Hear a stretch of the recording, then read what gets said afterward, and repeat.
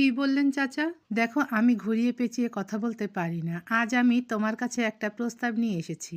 বক্কর আশ্চর্য হয়ে তাকিয়ে রইলেন। বোরহান সওদাগর বললেন, আমি তাহসিনের জন্য তোমার ছোট মেয়ের হাত চাইছি। ময়ূরীকে আমার নাতবউ হিসেবে বেশ পছন্দ। বক্কর স্তব্ধ হয়ে বসে রইলেন। এমন সময় চেয়ারম্যান সাহেবের এমন প্রস্তাব যেন কিছুতেই মানতে পারছেন না। তাহসিন হাত মুঠো করে কপালে ঠেকিয়ে মাথা ঝুঁকিয়ে রেখেছে। মাহতাব নিঃশব্দে হাত রাখলো তাহসিনের কাঁধে।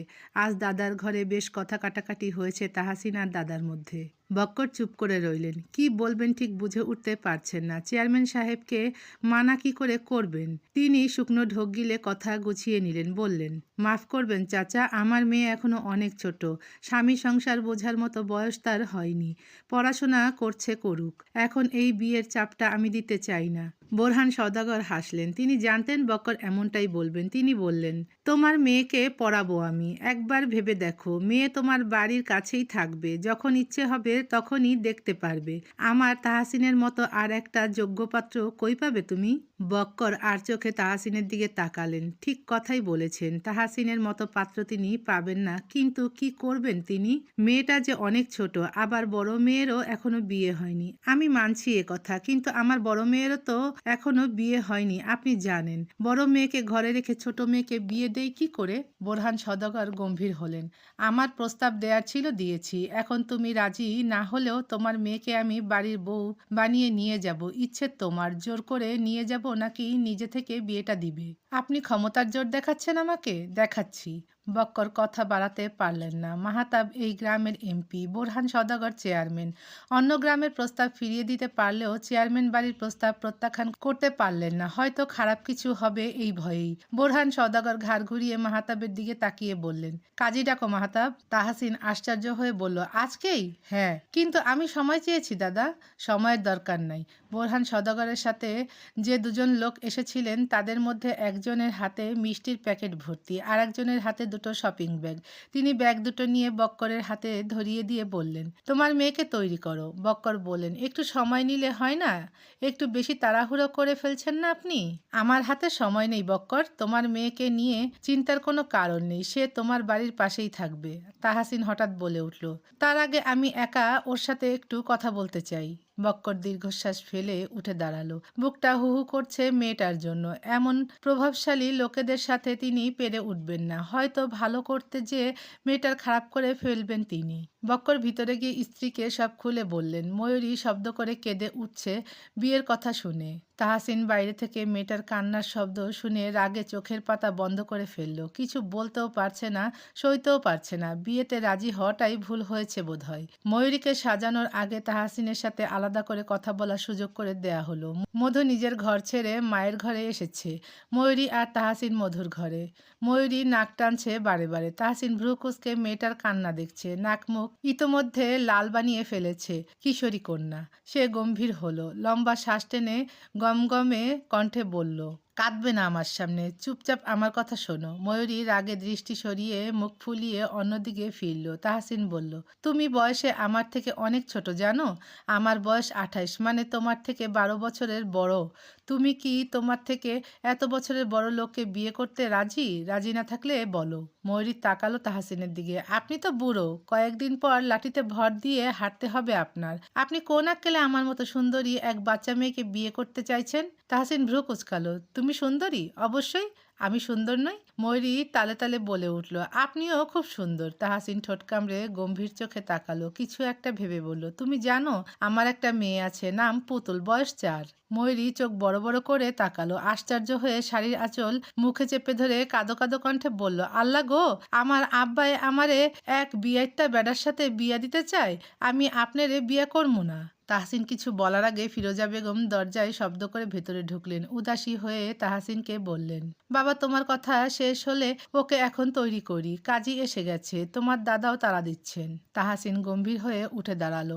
পাঞ্জাবি ঠিক করে ঘরের বাইরে যেতেই ময়ূরী মাকে জড়িয়ে ধরে হাউমাউ করে কেঁদে উঠল। সে বিয়ে করবে না, মানে করবেই না। ফিরোজা বেগম মেয়েকে বুঝিয়ে শুনিয়ে শান্ত করে তৈরি করে দিলেন। বিয়ে পড়ানোর সময় কাজী যখন কবুল বলতে বললেন তখন ময়ূরী চুপ করে বসেছিল।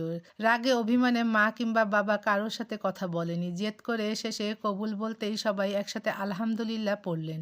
কাজী বাইরে গিয়ে তাহসিনকে কবুল পড়ালেন। বিয়ে পড়ানোর পর তাহসিনকে মধুর ঘরে পাঠানো হলো। কিছুক্ষণ পর তারা রওনা হবে বাড়ির উদ্দেশ্যে। তাহসিন ঘরে ঢুকে দেখল পালঙ্কে এক লাল টুকটুকে কিশোরী নববধূ মাথায় লম্বা ঘোমটা দিয়ে বসে আছে চুপটি করে। সে এগিয়ে গিয়ে পাশে বসলো। দুজনেই একদম চুপ। তাহসিন কপাল কুঁচকে একবার তাকালো নতুন বউয়ের দিকে। সদ্য 16তে পা দেয়া কিশোরী শেষে তার বধূ হলো।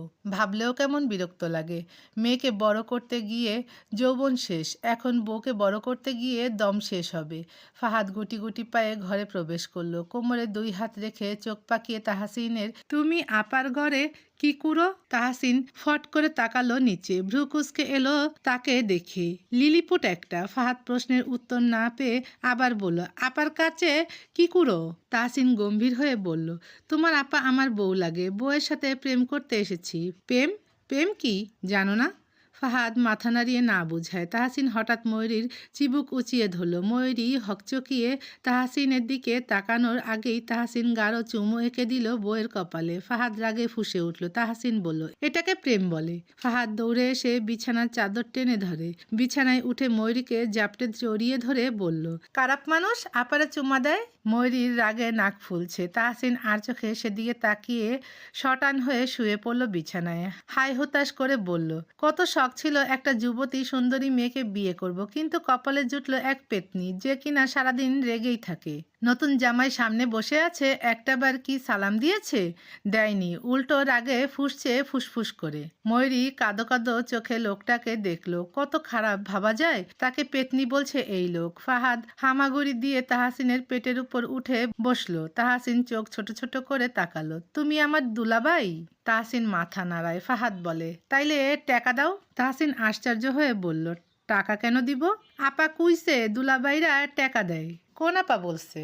ফাহাদ হাত উঁচিয়ে ময়ূরীকে দেখিয়ে দিল। তাহসিন বলল, বিয়ে হয়েছে 1 ঘন্টাও তো হয়নি, এর মধ্যেও পকেট খালি করতে চাইছে? আমার কাছে কোনো টাকা নেই। ফাহাদ ঠোঁট উল্টে বোনের দিকে তাকালো, চোখ ছলছল। ময়ূরীর রাগ হচ্ছে ভীষণ। তাহসিনকে যেন সহ্যই হচ্ছে না। তাহসিন পকেট থেকে মানিব্যাগ বের করে শালার হাতে 500 টাকার 2টা নোট ধরিয়ে দিয়ে বলল, শালাবাবু এই টাকা দিয়া একটা বউ কিনা ঘরে আইনো কেমন? ফাহাদ খুশি হয়ে মাথা নাড়ায়। বিদায়ের সময় এলো। বৃষ্টি থেমেছে কিছুক্ষণ আগে। ফিরোজা বেগম মেয়েকে জড়িয়ে ধরে কাঁদছেন। ময়ূরী একটুও কাঁদল না, আর না কারোর সাথে একটা কথা বলল। বক্কর মেয়ের মাথায় হাত রেখে বললেন, আব্বা চাইনি এত তাড়াতাড়ি তোকে বিয়ে দিতে, কিন্তু পরিস্থিতির জন্য বাধ্য হয়েছে। মনে রাগ রাখিস না মা। ময়ূরী অভিমানী চোখে তাকিয়ে বলল, আমি আর কোনোদিন এই বাড়িতে পা রাখবো না আব্বা, তোমরা সবাই ভালো থেকো। বক্করের বুক কামড়ে ধরল মেয়ের মুখে এহেন কথা শুনে। ময়ূরী আর একটা কথাও বলল না। যাওয়ার আগে শুধু মধুর সাথে একান্তে কিছু কথা বলেছে। ঘরের বাইরে আসার পর মাহাতাব বলল, বাইরে রাস্তায় পানি জমেছে বোধহয়, ময়ূরী যাবে কি করে? ফিরোজা বেগম বললেন, কাছেই তো বাড়ি, যেতে পারবে, সমস্যা নেই। তাহসিন উঠোনের দিকে তাকিয়ে দেখল সন্ধ্যার আবসা আলোয় ভেজা উঠোন দেখা যাচ্ছে। সে দীর্ঘশ্বাস ফেলে পাঞ্জাবির হাতা গুটিয়ে হঠাৎ করে ময়ূরীকে পাজা কোলে তুলে নিল।